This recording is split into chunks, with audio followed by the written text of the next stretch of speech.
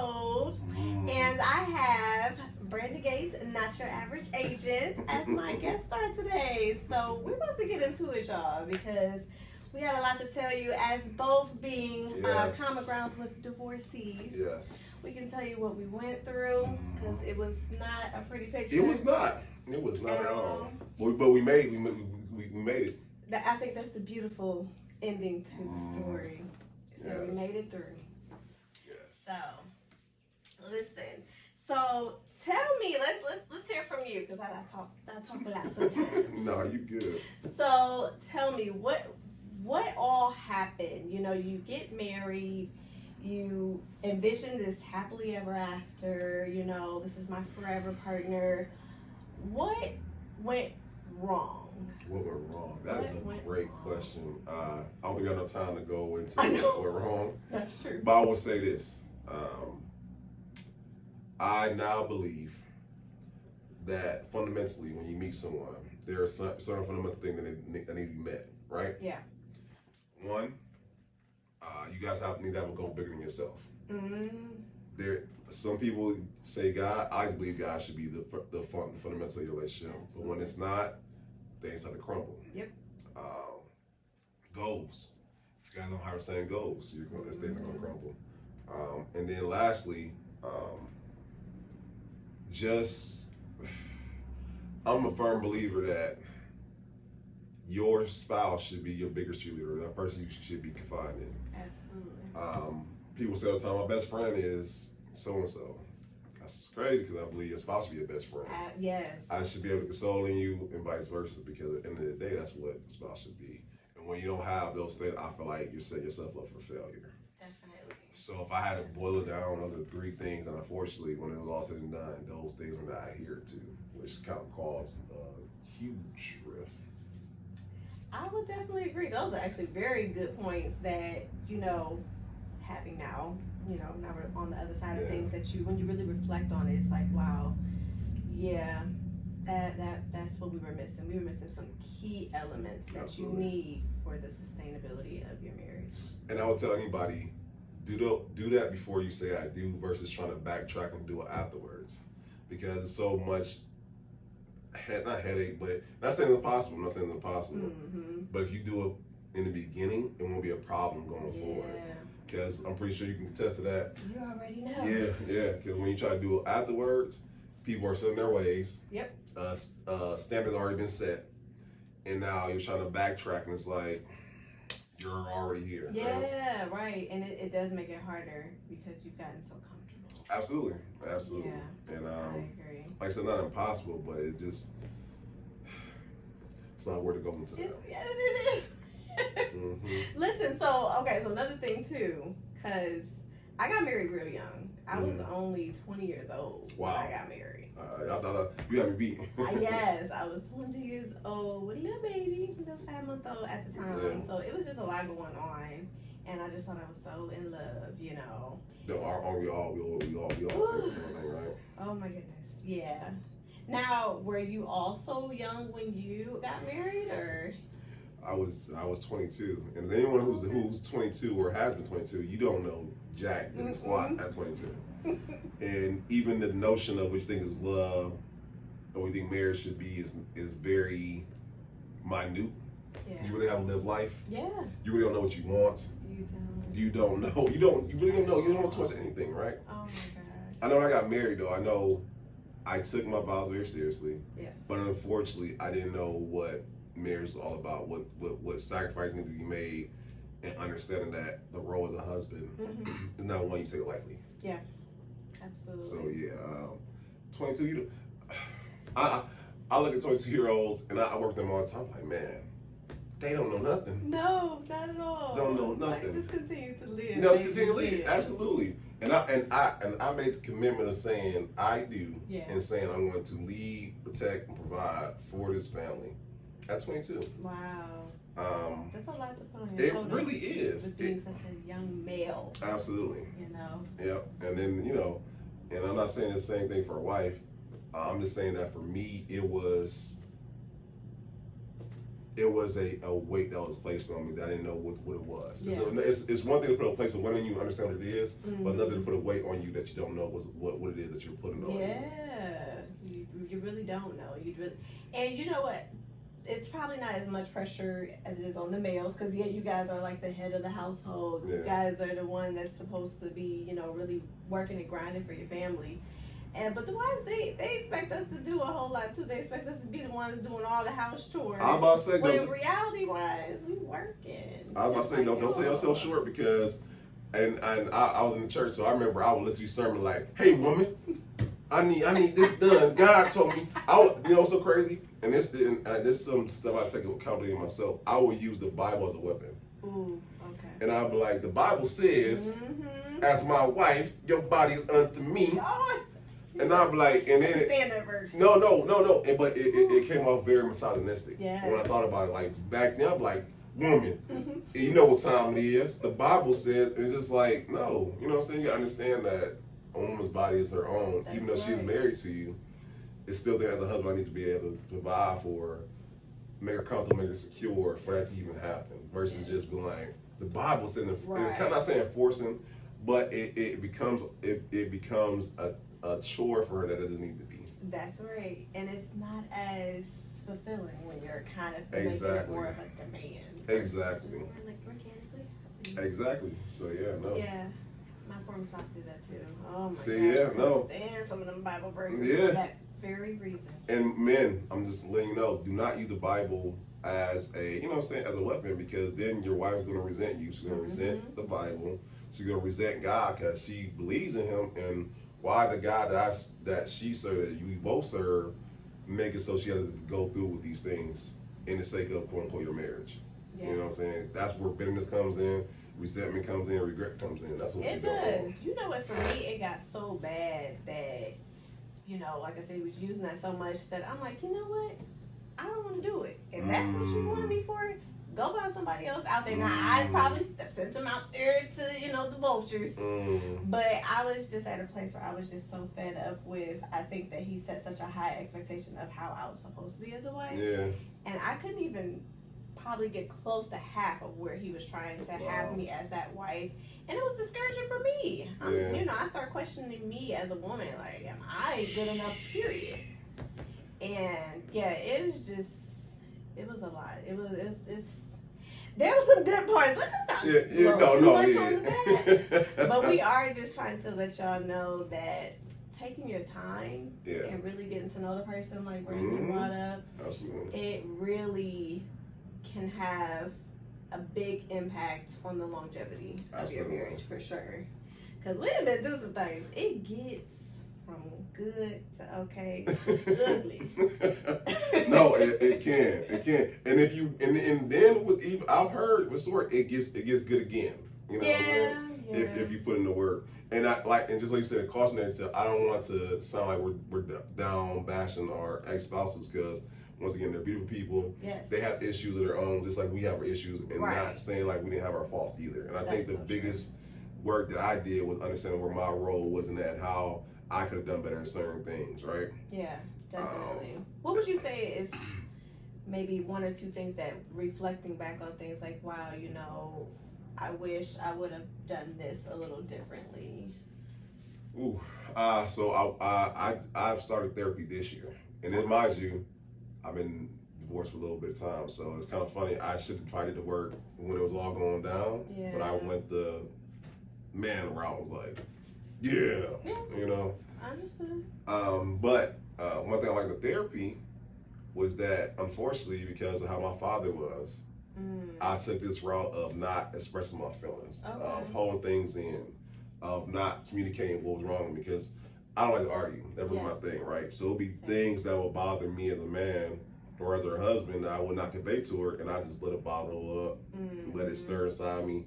And then when I do let it out, it became this big thing when I probably could have said it a little bit differently, or I probably could have said it when it was bothering me in that moment versus letting it build up and turn to resentment, bitterness, and the typical things that happen in that. Yeah, definitely. And then I detach real easy. Okay. Unfortunately, and I learned this from my therapist too, I have an abandonment issue. I don't like getting close to someone. I don't like being vulnerable. I like being open. because I feel like if I do those things and you leave, that's gonna hurt so much more. Yeah. Oof. You know, and I'm still working on that. That's something I'm still working on. Yeah. Because I don't know about you, but I know for me, being open and vulnerable, that's why I keep everything surface level with certain relationships. I just, hey, my name's Brandon. I like pizza. You, okay. And not know the nitty gritty of it all. You know, and that's understandable, and I think that is great that you are, you know, doing the steps to figure out what, you know, traumatic things of your past, you know, played a role or played a part in your marriage or the demise of it, and, you know, just trying to be better, just trying to be a much better person at the end of everything. Because I too can say that I'm pretty much a shelled person, and I think that one of the things that I would have changed is that you did need the friendship part. Yo, that's a good one. And we had a toxic relationship. I don't know why I thought that toxicity would stop just because I said I do. It did not.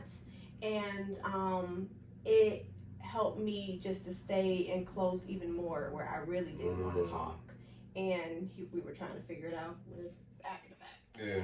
And it just didn't work. It just didn't click because we didn't have that first as that solid foundation to build upon. You know what I mean? I couldn't go to him as my best friend. And he used to always mention that, like, oh, how come you'll talk to, you know, your female best friend or your dad or my brother, like you'll be so close and have those conversations with them, and you won't even talk to your own husband, is because we really never established that. Yeah, no. Woo. And I know that's something that can make or break a relationship. You know what I'm saying? Because if I feel like I can't talk to you, then those moments when I feel a certain type of way and I can convey it to you, man, like I said, it brews some of the other emotions, and then when the time comes for you to express them, it's like either the moment has already passed or now I'm so closed off, it's like, what's the point now? Oof. It's so bad. And then that now messes up the communication, which is another key element that you need. You know, but you know what? And I seen this post that someone said is real. I feel like communication is one portion of it, but then the other portion is understanding. Yeah.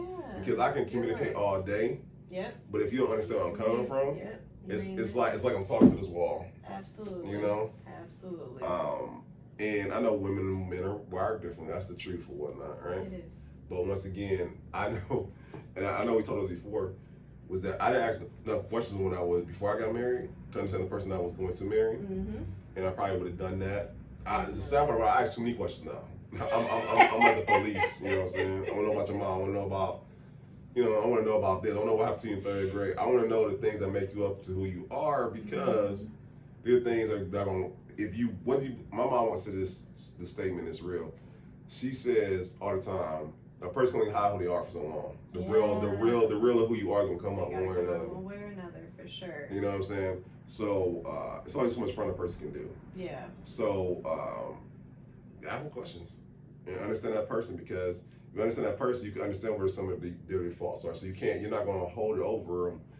You know what I'm saying? Like, I'm not gonna hold over the fact, let's say, you know what I'm saying, I'm talking to you, I get it, you know what I'm saying, but he doesn't like to talk that much, you know what I'm saying? So I'm gonna be more understanding of that until you open up to be able to convey something to me. And that is true, because you do have to learning your partner, and that like you said, that's from friendship, relationship, engagement to finally marriage. You do have to learn your partner, because you guys are ever changing. But you brought up a good point, that you definitely have to kind of know how they are. You need to see them in the 4 seasons. Yes, I don't totally agree. Because my goodness, when I tell you that me and my ex-husband, we would miss the mark every time, because I'm a person that when I'm upset, I'm like you, I don't like to argue. Yeah. I feel like it's a waste of breath, and I would rather just walk away and give us a break time and then come back together. No. He wants to be rah in my ear and force me to talk when I'm not ready to talk. And now I'm blurting out stuff. Now I'm getting upset. Now I'm yelling. Now I'm getting out of my character. Yeah. And it's just all bad from there, for sure. And then you end up saying something you regret. Yep. And then I don't know, it's up to you. You cannot take it back. Ooh, you cannot take it back. Ooh. Let that be a lesson. I hope y'all taking notes, because that is a real thing. Yeah. Because words, they have a way of hurting in ways that you don't even understand. Definitely. On both sides. Yeah, it do. And it's only human if someone says something that bothers you. Because I don't know about you, but unfortunately, my mind is put up. My mind said that you say something sideways to me, I already got one in the chamber. I'm already ready. You know what I'm saying? Locked and loaded. Locked and loaded. Listen, my ex-husband told me that I am lethal with the words, and I didn't cuss. I didn't like to cuss. Yeah, what is even worse if you don't curse? So this was right. So it was even worse because he was like, "You, it's not the fact that you don't cuss. It's just the words that the choice of words you do cut me like." Cause you deep. A samurai. So, Yeah, no. You know. So yeah, ladies, just be careful with your words. You know, be careful. It's the person you with can hurt you so much more than the person that don't know you. You know, because they know you, especially they live with them every day. You get a chance to, yeah. Because the person outside, I can't say nothing to you. Like, they don't know me. The person who you married to, oh, they know you. Because they know who that true person is. Exactly. Behind the mask. Exactly. So be careful. So. What do they fight fair, right? That's right. They do. They say fight fair. But yeah, when you get me round up, you know, I'm going for the kill. I can see that. I can see that. Straight for the jugular. Finish them. Terrible. I know, literally, it's terrible, but hey, that was who I used to be. I'm a better person. Yeah, you know, God bless you. You know what I'm saying? Yes. God was working on us. You know what I'm saying? Yes. Now, when did things go from, all right, we can make this work, to the point where it's like, whew, I don't think we're going to be able to recover from this? So, you know, so wild. You probably gonna be the first person that I've done plenty of interviews. Yeah. I've been on plenty of podcasts, but I don't think I've ever said this on a podcast before. Okay. It's exclusive, right? Yeah, exclusive, right? So I don't think you probably might be able to see it on camera. But you see my scar right here, right? Yeah, you sure can. Yeah. Wow. Year 3, mind you, we had 2 kids. I am in my position as a store manager working 60 plus hours a week. And this is where I understand where she's coming from, because she's very cautious who watch the kids. So mind you, she's going off of watching these 2 small babies. I'm not there to help her. Oh, yeah. You know, it's a lot on her. Yep. I get it. I probably, looking back now, I probably could have done a better job of adhering to her needs and me understanding. But mind you, I'm going off of, I'm in this new position as store manager. I'm the youngest store manager my district has ever seen. So I forgot I had to. It's a lot of pressure. There's a lot of pressure. I forgot I had something to prove, right? On top of that, my stores got robbed. So, and as a store manager, I take my job very seriously. Like my leadership, I've always been that person. Like, you give me a position of power, I'm not going to abuse it. I'm going to make sure I do it to full of my ability, right? Okay. So mind you, store manager, we just got robbed. I have all female assistant managers, right? So, the young lady who, when we got robbed, she took a leave of absence, which is understandable, right? My other assistants who were also ladies. One of my assistants, she didn't have any family in Cleveland. She wasn't from here, right? So she was going to the store. I live 15 minutes away from my store. Okay. I like commuting, right? Yep. So when I brought my house, I want to buy a house near where I'm at, right? Hey, makes sense. Right.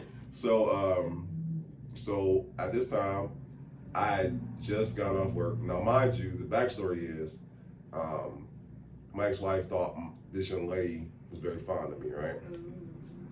I'm trying to explain to her, either that's the case, I'm not fond of her, so you have to worry about that, right? But my responsibility as, you know what I'm saying, store manager, I feel like to make sure she got the store safely, right? Okay. Because we give it right, right? Absolutely. I thought it made sense too. So we're arguing about that, right? I said, you know what? Forget that. I'm about to get my haircut. I already scheduled an appointment to get my haircut. She's like, oh, you trying to get your haircut for your little girlfriend? Oh. So then we got that, right? Right. Everything about this, right? So I leave, get my haircut, I come back, thinking she'll cool down. Yeah. Not at all. Everything, she's more riled up, right? Growing, yep. So, mind you, now I had some time to transpire. I got another hour before the store closed down. So I'm trying to explain to her, listen, I know how you feel or whatever, but listen, I'm going to go whether you like it or not, right? And once again, men, mind your words, because if I probably would have said it differently, I probably would have did it differently. Probably different results, right? But yeah, either way it goes, she's like, you're not going anywhere. I'm like, once again, how you handle it? I'm like, you ain't about to tell me where I'm about to go. You're not, you know what I'm saying? You're not my mom. It's not that type of thing, whatever, right? So leading up to it, there was some time before the store closed down. I'm like, you know what? I'm not going to argue with you, I want to leave. Right. Yep. So I get to my kitchen. I get to the kitchen. You know how they say don't touch somebody gangster? Mm-hmm. Yeah. Oh yeah. Yeah. I decide. I'm thinking in my head. She picks up a knife, right? Mm-hmm. And she puts it to my chest, right? This is why I say you don't touch anybody. Yeah. They believe when they say they about to do something. Yep. So I'm like, you ain't about to do nothing. Get out the way, right? Not once. The knife goes in twice. Goes in twice, right? Now, mind you, I don't watch horror movies anymore after this, by the way, because I'm looking. It's like the point of view. I see my shirt just all type of blood. I type of blood that just flows like water, right? So I seen my shirt just light with blood, and I found out I had a condition where where when you see blood, you tend to pass out, or maybe in the middle of blood. I can't tell you what it was. It could have been a little bit of both. Been a little bit of both. Yeah. I passed out in the kitchen, right? The story goes, she gets in the car, she's to the hospital. Unfortunately, they arrest her. Long story short, I don't give y'all a full story, but long story short, I almost died twice, right? Fast forward, I wake up in the hospital a couple of days later, had open heart surgery. Almost died on the operating table again. Thank God I'm still here. God is good. He is. Wake up in the hospital, tubes in my mouth, craziness and whatnot. Restraining order put on by the state of all things, right? Wow, yeah, because they don't play. They do not play. Here in Ohio, they are real quick to take action. They do not play. Over you. Now, mind you, I prayed to God while I'm in the hospital, right? All my family's coming in, all that good stuff. Everyone checking on me, which, you know what I'm saying, I appreciate that. I'm not knocking it. And it's nothing, I don't knock anybody who came to see me, you know what I'm saying, and they felt some type of way after I said what I said, right? Yeah. But I prayed, and this is what I tell anybody in the heartbeat, make sure you hear from God. Definitely. Now, your heart is one thing, but God is a whole nother. Absolutely. You know what I'm saying? And at that moment in my life, I thought I heard God say, work out with your wife. Right? And in that moment, when and I was not ashamed when people ask me what are you gonna do, I'm like, I'm gonna work out my wife.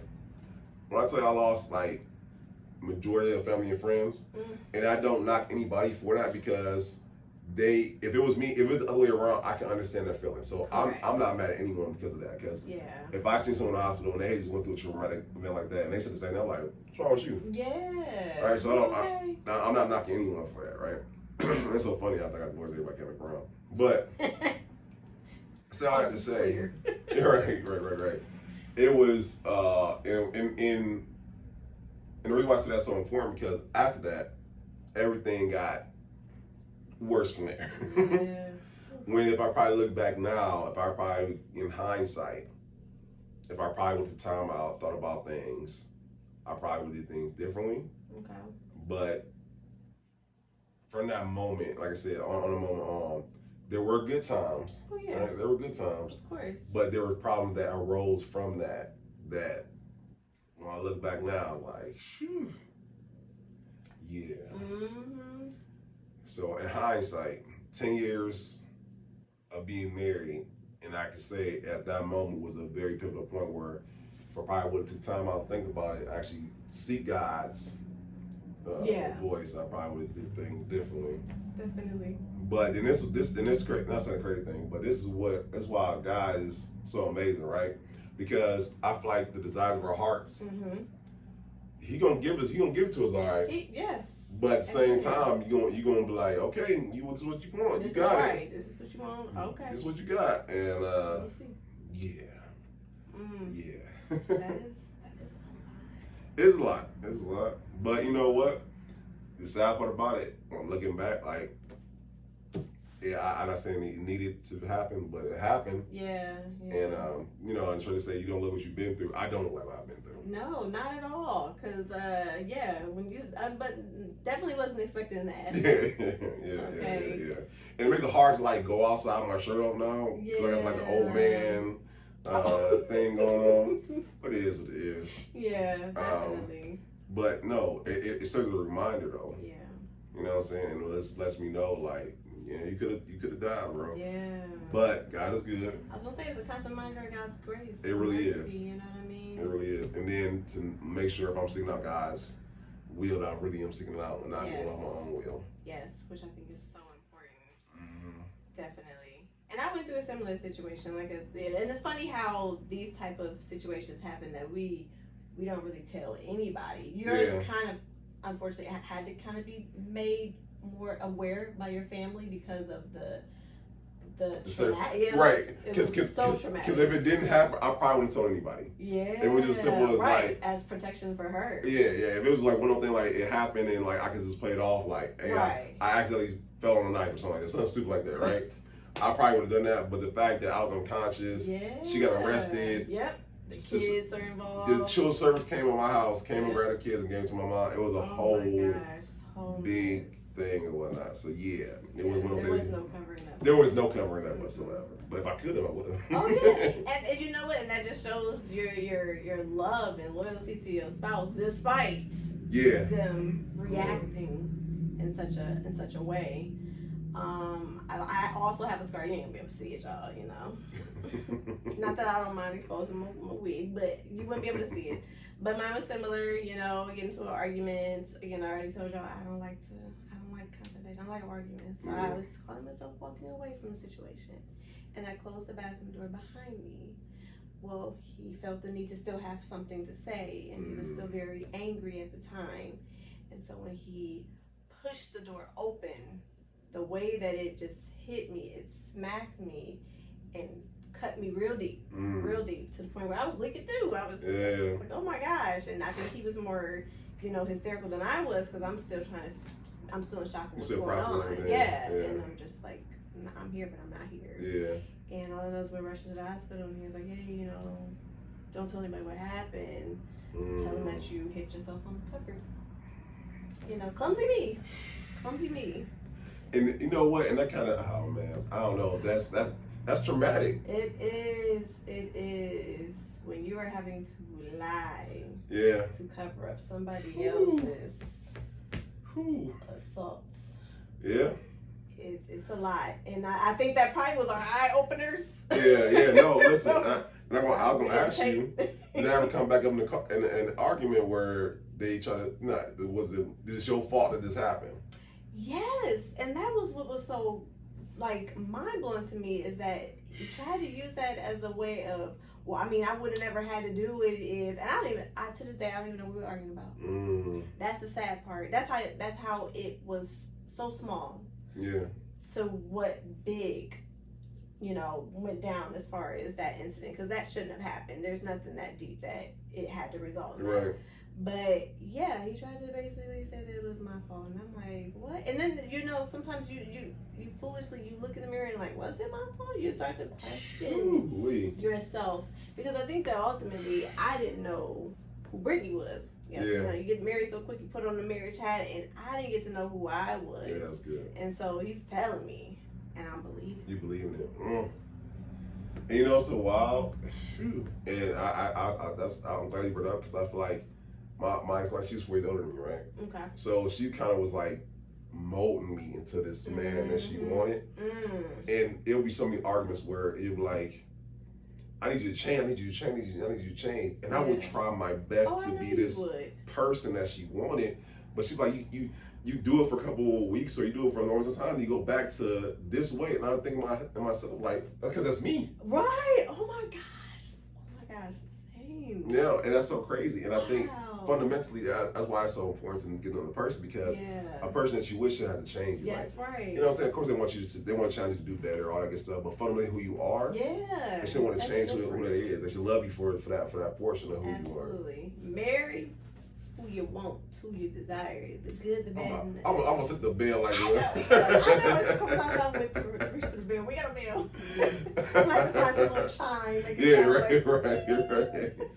No, but that's real. And like any of the lessons, like I know, and I'm pretty sure for you, I know for me that's what I'm looking for now. Like, I need to have someone that appreciates the good, the bad, and ugly. You know what I'm saying? So no surprise. You know what I'm saying? If I'm watching cartoons and you're like, there's some real kid stuff. Well, that's what you get when you're dealing with it. Okay. And instead of you downplaying, can you deal with it? Exactly. You know what I'm saying? Like that's a real part of who I am. That is. It's so. I think definitely having going through what we went through, it is very important that now we have our radars. I mean, everything's all the way turned up, on, Yeah. and ready to microscopically like see what Like a all. surgeon. Yeah, and I'm sorry, that's just how it is. Hey, okay. listen, you gotta, because marriage is a lifelong commitment that you make for God and your loved ones. Yep. And you know, that's like, because and it says in the Bible, it says when you divorce your spouse, it's like tearing off a limb. You know what I'm saying? Because it is. Yeah. It really is, financially, spiritually, mentally, all that good stuff. Because you're tearing off this part of you that has been around you so long. Your family's been around so long. Been a part of your life for so long. That's right. So you have all like phantom limb syndrome. I don't know if you've ever been to bed. I've been to bed. I roll over. I'm like, oh, anybody over there? Let me go back over here. You right, know what I mean? It's definitely different. You know, it takes some getting used to for sure. That's facts. That's facts. Definitely. So it just makes you think, like, you know what I'm saying? Because I know you and me talk about, like, we desire to get married again. You know Absolutely. what I'm saying? The funny thing is we've been through all of this and we still.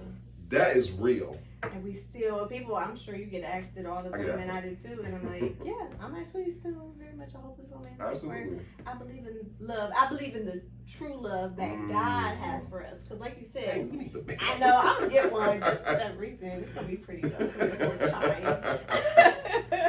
But that was definitely the missing link. Because I cannot say that before getting married to my then husband, did I really get down into prayer? Did I really get to know him? Did I make sure this is who God wanted for me to have? That's good. I can absolutely say no.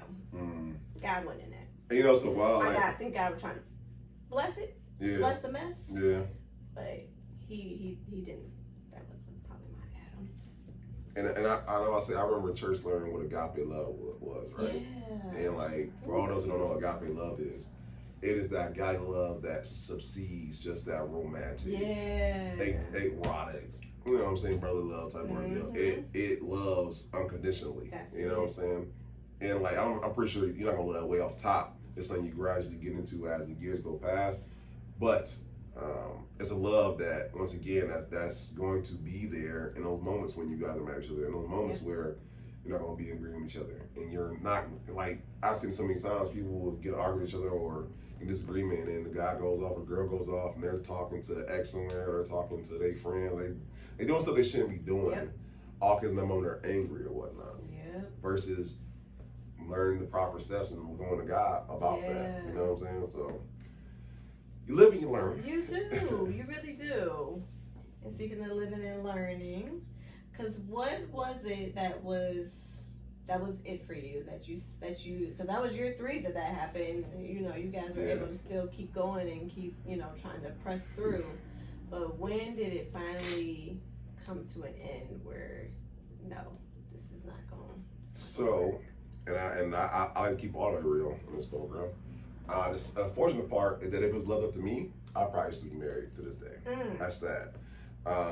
But that's why you got to let God come into. You got to pray to God, because I remember praying to God. I remember being at home, because at this time, this is at the end, and I'm praying to God because I'm still fighting. I'm still like, God, hey, you made me the husband, you made me the pastor of this household. So I'm coming to you in this prayer, and I'm asking you, God, this marriage is not what you want. Then give me a sign, right?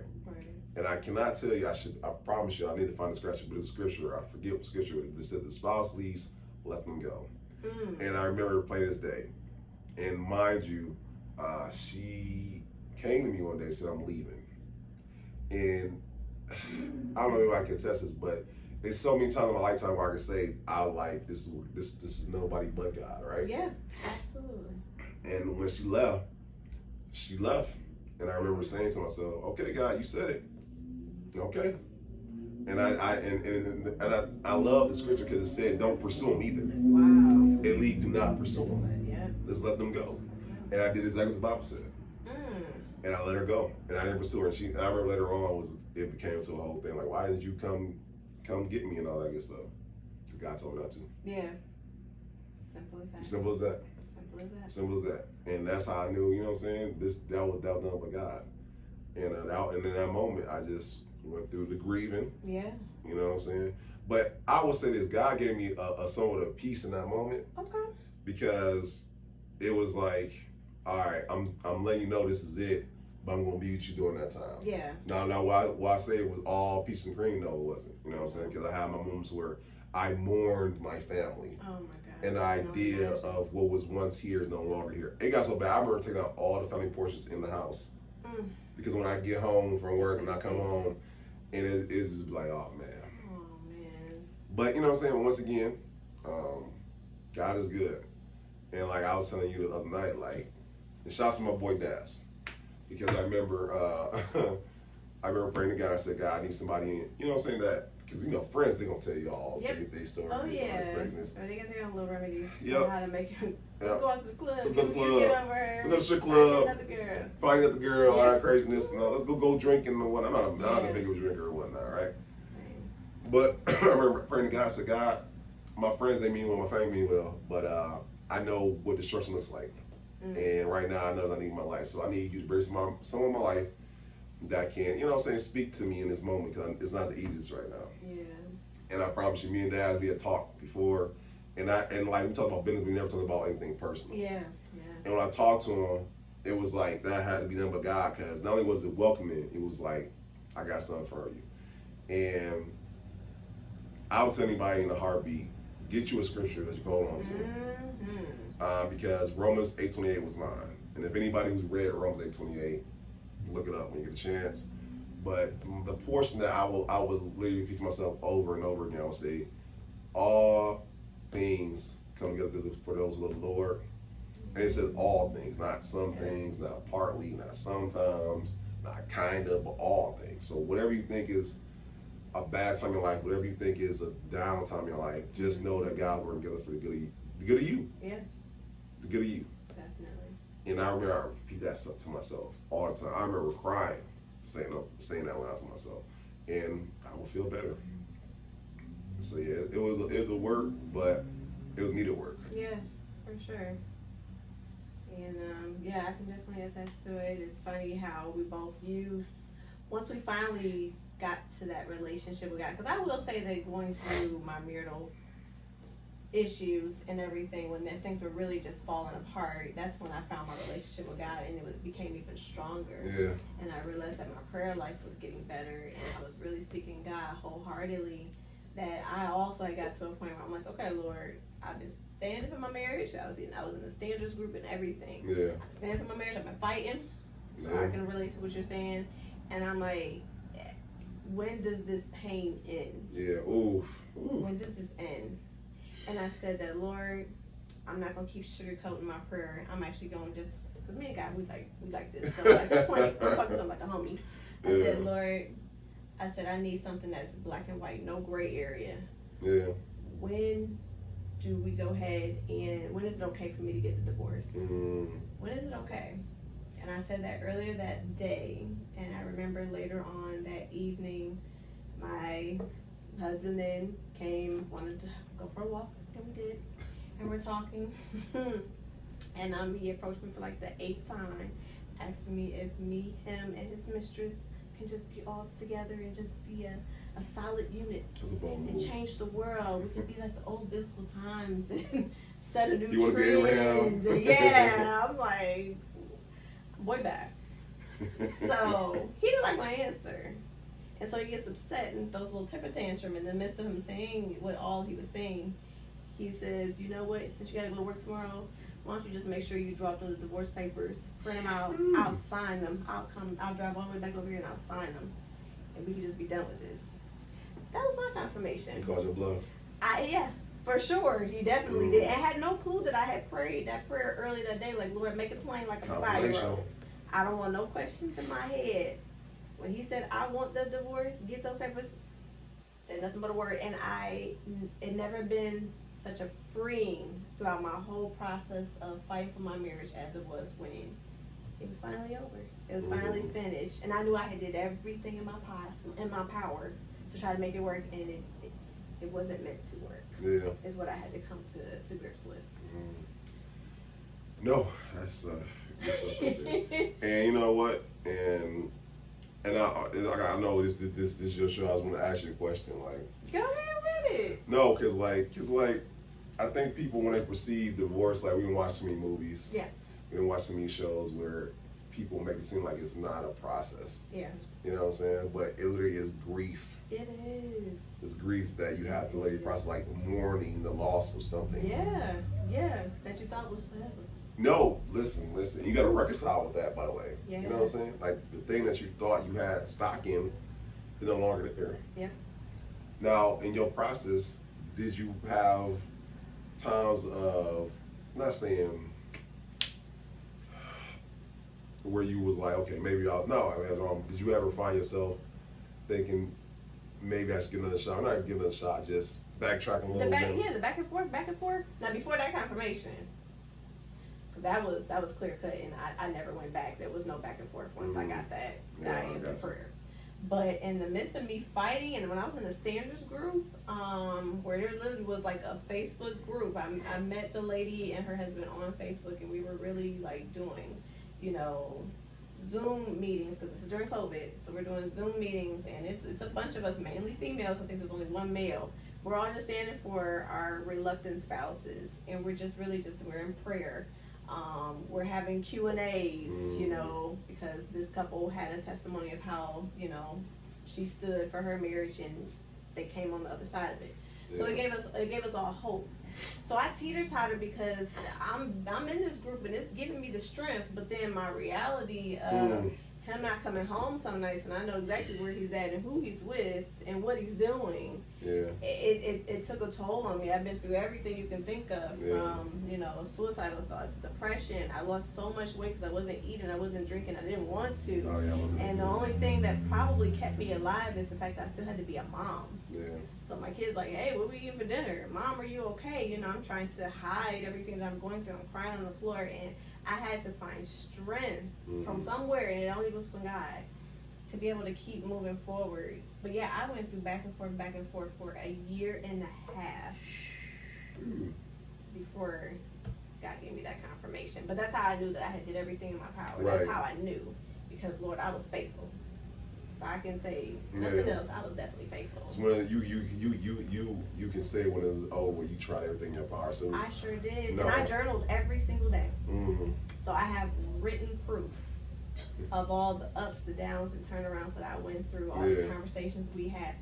God literally, when I decided to stand for my marriage, He had me writing. I don't like to write. I wrote, and I'm very good at it. College reports, A+. But that wasn't a love or passion of mine. Yeah. But God had me journal, and I came across those journals, those books. They're stacked high. I took a picture. I'm gonna post it for y'all to see. Like I was in the trenches, doing it, fighting. Spiritual warfare. I wish I would have been journaling and whatnot. Yeah, man. Some of the stuff I came across, I be ready to cry again. Yeah. And that's another thing I want everybody to understand. Like, whatever helps you in that moment, do it. You know what I'm saying? Some people exercise, some people journal, some people it's whatever healthy. Yeah. Let me make sure I focus on that. True. Because I got some people who were like, well, I like doing meth or something crazy like that. Right. Like that.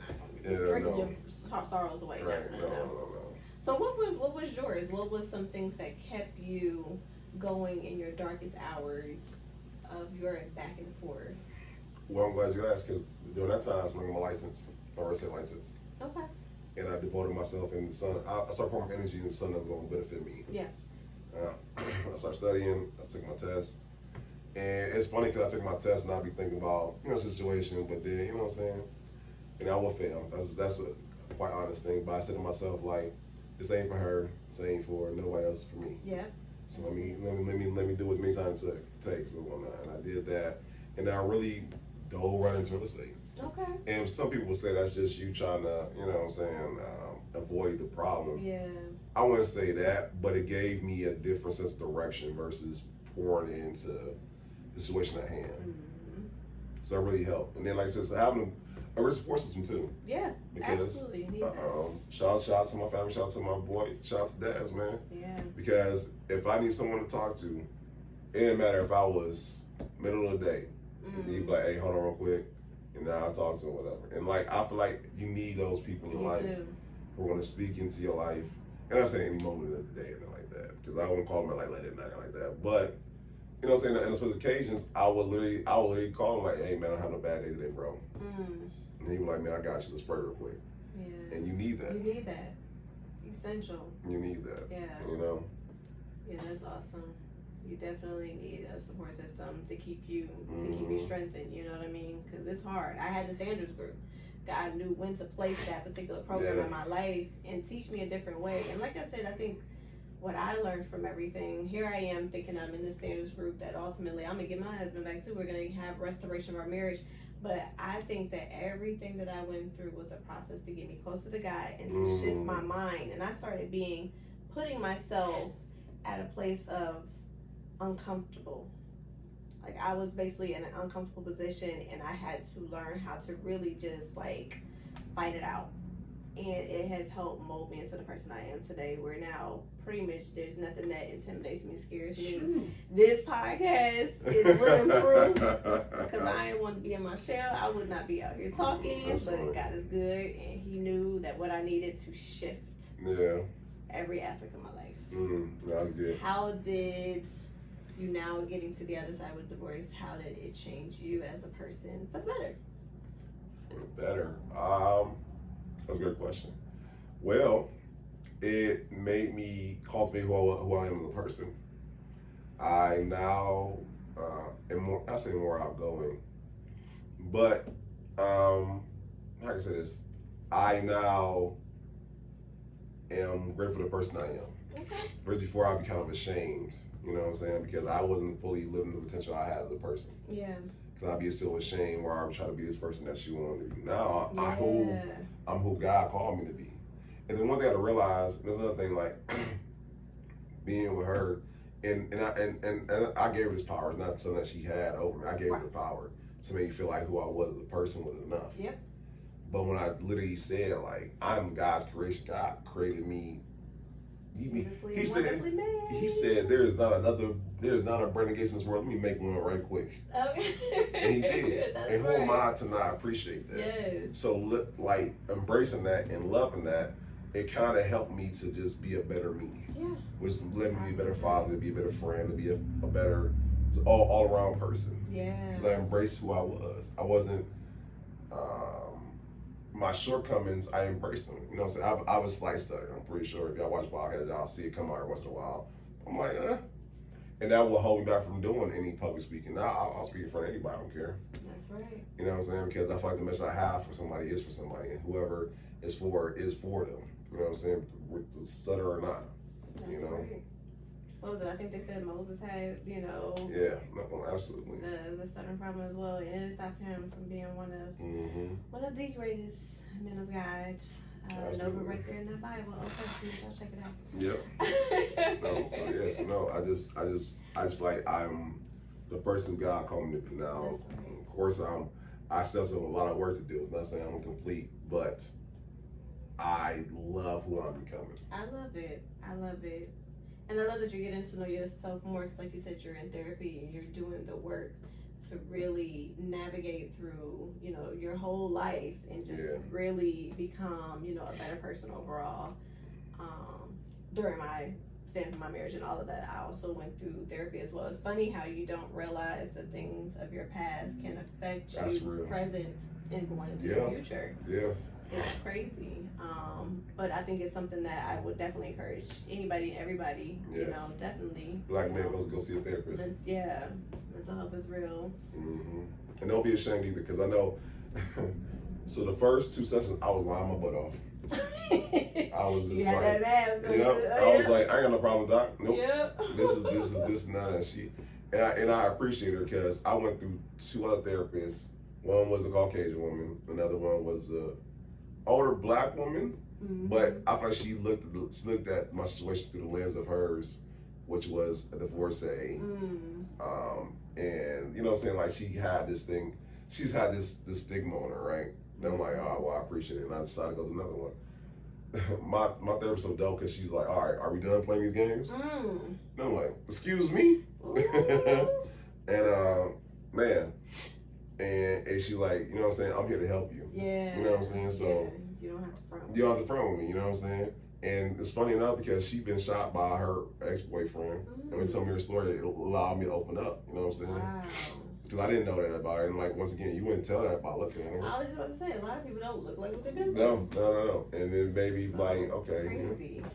So yeah, and just after that, like now, you know what I'm saying? Like I'll actually forward to therapy. Like I don't know if anyone's experienced that, but I actually forward to breaking down some of the issues that I have in a realistic way, not some unrealistic way that sounds crazy or sounds good on paper, but actually tackling these things to be a better me. Wow. And that's awesome, and it speaks volumes too because of you being a male. Because there's a stigma with with men that you're supposed to keep it all in. You're supposed to be a macho man. You ain't supposed to really show your feelings and all of that. But you guys need it. Our Black kings, y'all need that because that helps make y'all better for your queens. So, I mean, kudos to you for doing that. Now, was that something that someone maybe recommended that you do, or was that you deciding to take the first step and seek it for yourself? I'd be remiss if I wouldn't say someone suggested it to me. Okay.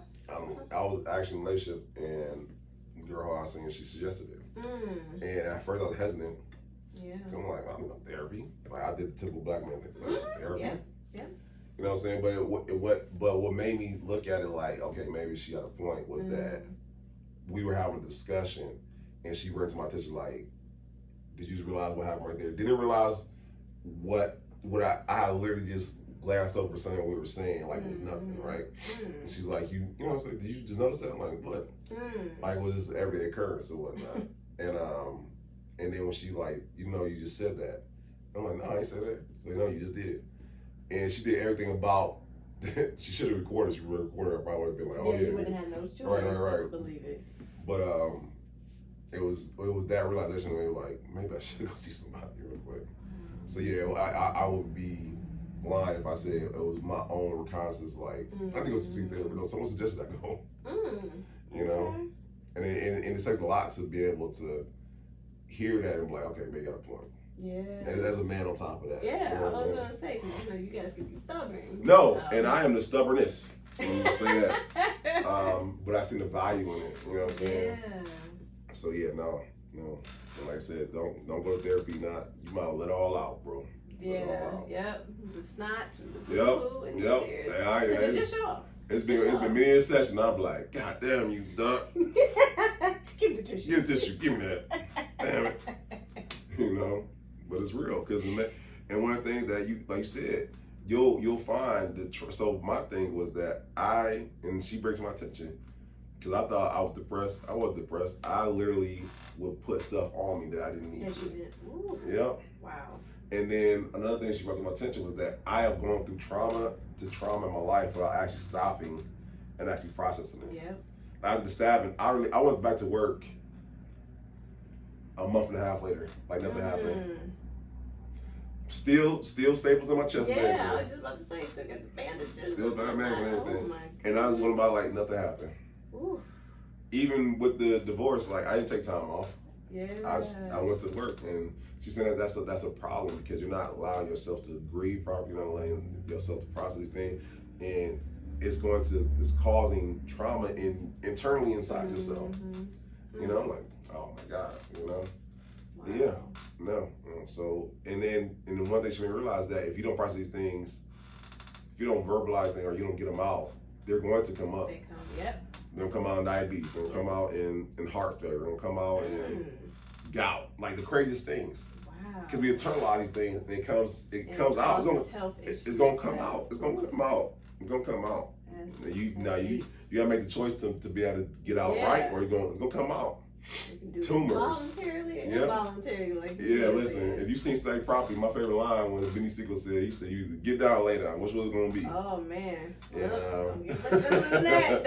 Right. So you might as well go to therapy. Like, it's only to your benefit. That's true. And you should take as long as it has to. Absolutely. So that you can get the healing that you so rightfully deserve. And this is another thing. I only go twice a month. I don't go like every other day or anything like that. I go twice a month. Yeah. And those sessions really help me out. You don't have to go every week or every day. You can go as often as you need. That's right. So whatever's gonna be for your benefit. Absolutely. And don't believe the stigma come along with it. You're not crazy. I don't take any medication. My doctor is yet to prescribe me antidepressant like that. Yeah. I literally told her up front, like, I'm not with taking antidepressants. I would rather let's talk these things out and whatnot. Like, don't assume that just because you're in therapy, they're gonna label you this way and make you take these pills. No, that's not the case.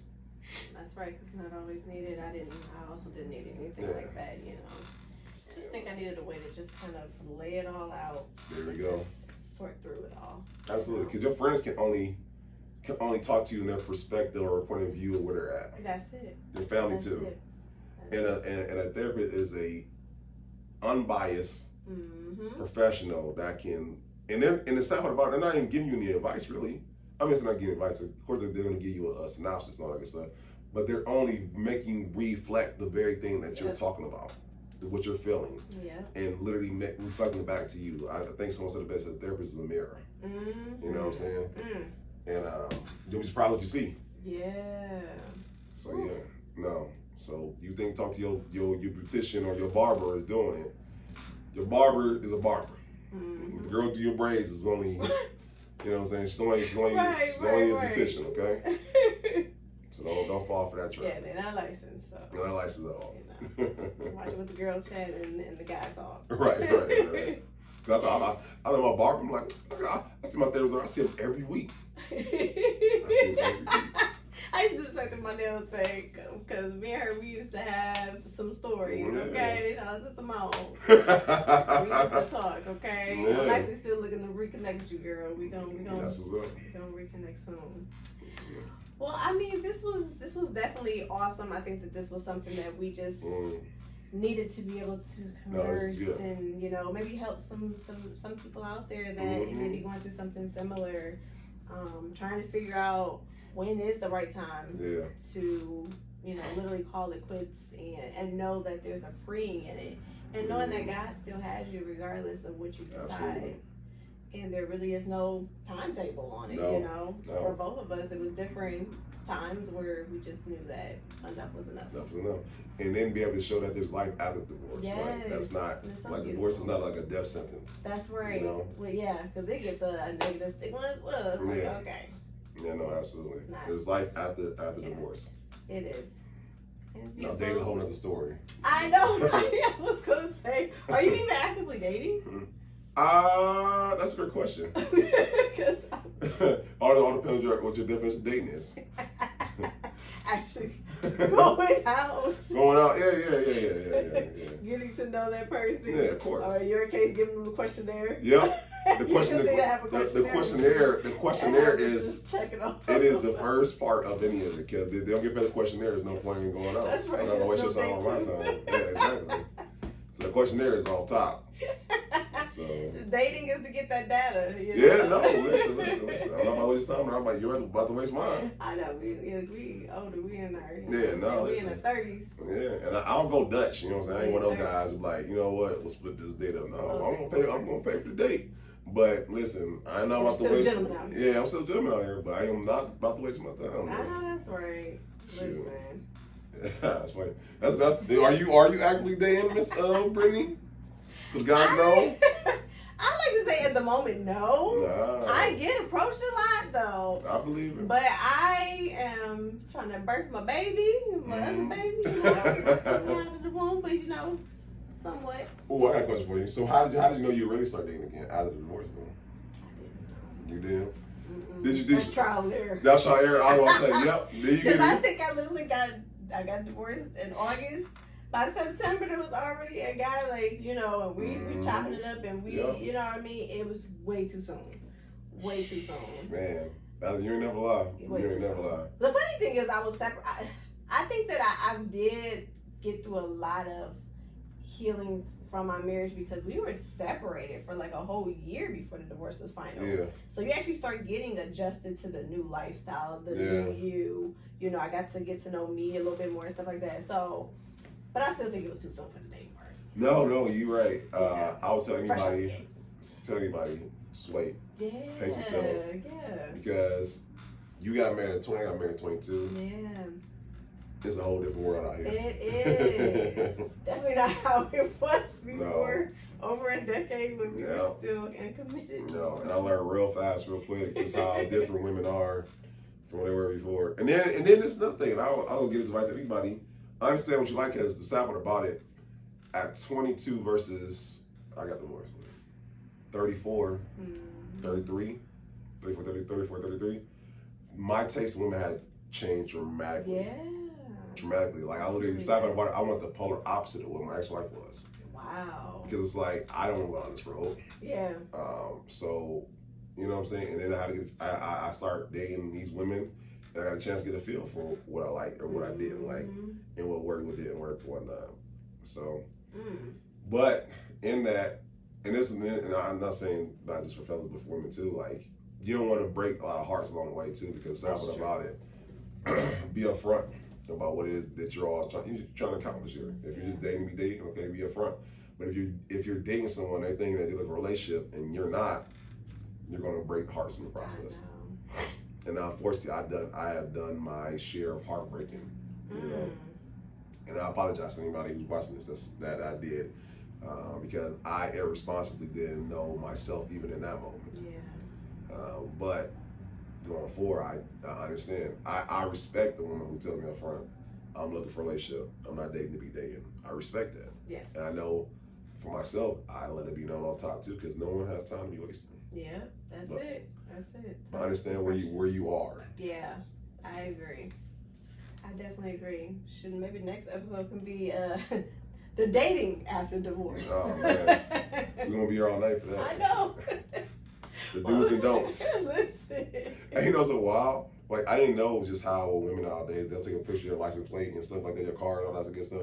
I listen. I didn't know. I'm slipping there. Listen, I didn't take a picture of somebody's driver's license. Listen, because I'm like, girl, what you taking a picture of my license for? You lie about your age, but.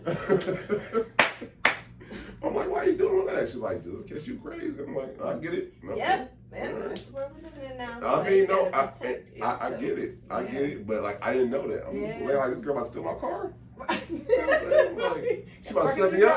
And like so many of my friends talk about getting set up. I'm like, dang, how much I get set up? Because I never did any dating apps, nothing like that. Like, me either. Yeah, I don't do Y'all that. never catch me on there. If you see my picture floating around, I'll be letting you know. I don't do it. Just know you've been hacked. Yeah, immediately delete. No, facts. And like, so when I meet someone, you know what I'm saying, I met them out, or you know what I'm saying, out and about, right? I'm like, take a picture of my license, trying to steal my car. You trying to set me up, huh? I know it's nice, but they ain't. Yeah, no, listen. Well, that's what I learned, that nowadays that's the time that went in. Yeah, you can't be too short. it's definitely different. No, it really is. So I had a guy want to come pick me up from my house. I'm like, nah, I'm gonna meet you there. Oh, you're smart, yeah. But I don't know. And I guess that's being old school, because like I'll be saying, like, I'll pick you up from your house. That's you know what I'm saying? exactly It only makes sense to me, right? Yes. But if you don't want nobody to know you live because people are crazy, I get that now. That's the big thing. I wouldn't actually mind it, but no, I don't need you popping up out the bushes when we've been 6 months broken up. Like, no. But then, and even with that, like, I'll tell you, I'm like, you know what I'm saying? I'll pay for the gas because, you know what I'm saying, this is still a date. You know what I'm saying? Still, you know what I'm saying? You taking the whole step Oh, further. no. I ain't never had no guy. But that's real. You taking time out to come see me? Okay, cool. Oh, like, awesome. No, but that's old school. You know what I'm saying? That's definitely old we school. live in a Found era. a way to improvise on that. Okay. No, okay, but listen. So I can come pick you up. I'm gonna give you gas money since you come. Yeah, that's real. That's real. But like, we live in the day era. Like, I've had ladies like, I don't need your money. Oh, yes, Miss Mamas. Right. I was gonna say, not yes, everybody probably gonna take you up on that offer. At least you try to the offer. Or had others in the spectrum. Like, you mind paying for my gas around too? Like, oh no, you couldn't not. I ain't even doing that. Wait a minute. Yeah, you know all what? right, ladies, don't take advantage. We do got to do a part too, because like we gotta talk about that, because like dating is a whole nother. It really is. Like how do you know how to navigate a date with someone you just met? How much information you give on the first date? Yeah. How do you know what I'm saying? Like, how do you navigate telling that you are a divorcee if you haven't already told that? You know what I'm saying? That's why I asked a question on top. I'm letting you know, hey, listen, I'm divorced. Right. I got 3 kids. That's right. You know what I'm saying? You want to continue? Okay, cool. Right, you know what I'm saying? Right. Because ain't gonna be a surprise when you come when you come to meet me. That's right. Or wherever we're going out, because I don't want those type of problems. You know what I'm saying? Too often people like, I've been catfished. No, you ain't catfish. Not over here. Not at all. Not over here. It been been transparent and been honest with you the whole time. No, listen. So I would agree. I think we can appreciate that. No. As we continue to try to find love out here. Yeah. Life after divorce. That's a great. Life after divorce. Good. Well, this was a great episode. I want to thank Brandon for taking time out Hey, mama. to. Hey, y'all. No, I appreciate you. Taking time out to really just be open and transparent and expose some things that no one probably, No, this is exclusive knew right to here. that degree. Yeah, that was real a lot. exclusive. It's real That was a exclusive. lot. It's so funny because we literally was sitting here one day talking about all this stuff. We gotta record this. Yes, of course we didn't hit the record button, but now we did. Now we did, just for y'all. This is beautiful. This is beautiful. Well, thank you so much. No problem. I appreciate being on. Definitely. Well, guys, is pretty much it. That wraps up Beauty Told. I'm so glad that you guys chose this moment to spend a little time with your girl and with my guest star today. And see you next time.